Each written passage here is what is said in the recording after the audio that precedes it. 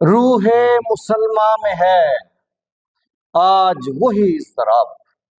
یہی نعرہ لگا تھا جب پاکستان بنا تھا، جس پاکستان کا تصور اقبال رحمۃ اللہ علیہ نے پیش کیا، یہ خواب دیکھا تو پھر قوم بیدار کی، اور بیدار قوم نے جو نعرہ لگایا تھا اس وقت وہ وہی نعرہ تھا جو آج ہم پھر سے لگانا چاہ رہے ہیں، اور پھر سے بتا دیں زمانے کو پاکستان کا مطلب کیا۔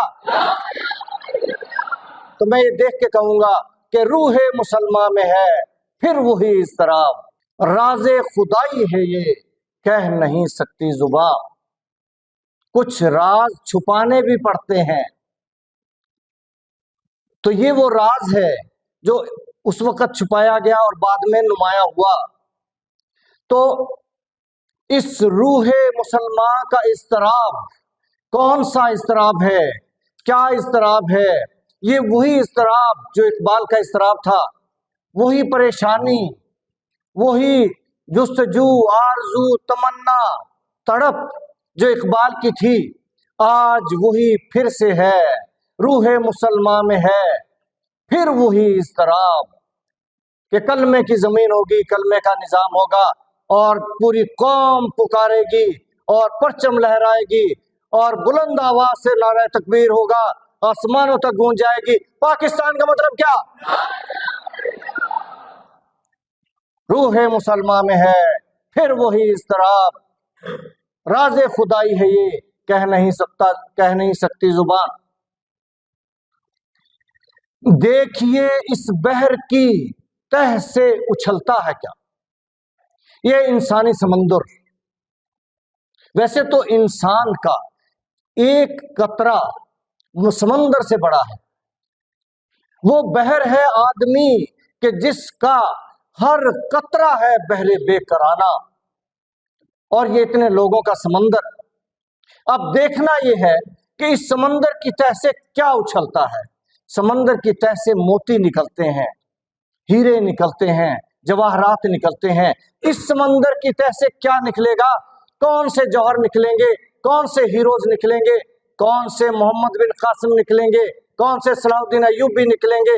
کون محمود غزنوی بن کے نکلے گا؟ کون طارق بن زیاد ہوگا؟ اب یہ دیکھنا ہے۔ دیکھیے اس بحر کی تہ سے اچھلتا ہے کیا، گنبد نیلو فری رنگ بدلتا ہے کیا۔ آج تو آسمانوں پہ فیصلے ہو چکے ہیں، وطن کی فکر کر ناداں، مصیبت آنے والی ہے، تیری بربادیوں کے مشورے ہیں آسمانوں میں۔ اب اس بیداری سے، اس روح مسلمان کی تڑپ سے، اضطراب سے کیا آئے گا؟ اس بحر، اس سمندر کی تہ سے کیا نکلے گا؟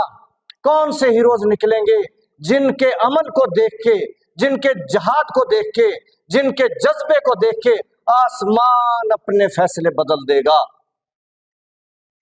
گنبد نیلو فری رنگ بدلتا ہے کیا، یہ دیکھنا ہوگا۔ تو ایک شاعر مشرق، حکیم الامت، ترجمان حقیقت، ایک دریائے کبیر کے کنارے بیٹھے ہوئے بہتے ہوئے پانی کو دیکھ کے ایک گیت گاتے ہیں۔ اقبال رحمۃ اللہ علیہ جب اپنی نظم سناتے تھے تو ان کی نظمیں سننے کے لیے 10-10 ہزار کا مجمع اکٹھا ہوتا تھا، اور پھر آواز آتی تھی ترنم ترنم ترنم، پھر وہ اپنی نظمیں ترنم سے سنایا کرتے تھے۔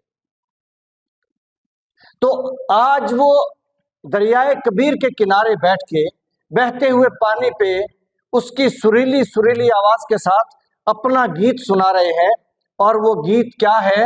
ایک کسان کی بیٹی کا سادہ اور غمگین گیت، سادہ اور پرسوز گیت، اور وہ گیت ایک بہت بڑا لیسن ہے، بہت بڑا راز ہے۔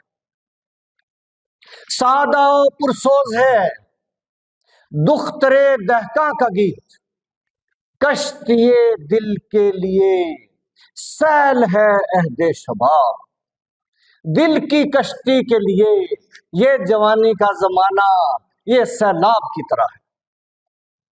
اگر اس دل کی کشتی کو آپ نے نہیں سنبھالا تو یہ سیلاب، یہ جوانی کا سیلاب، یہ اس عمر کا سیلاب اسے بہا کے ایسے لے جائے گا کہ کسی بھور میں جا کے پھنسا کے مار ڈالے گا، اور زندگی کے آخری سانسوں میں کہو گے کاش میں بھی کچھ کر لیتا۔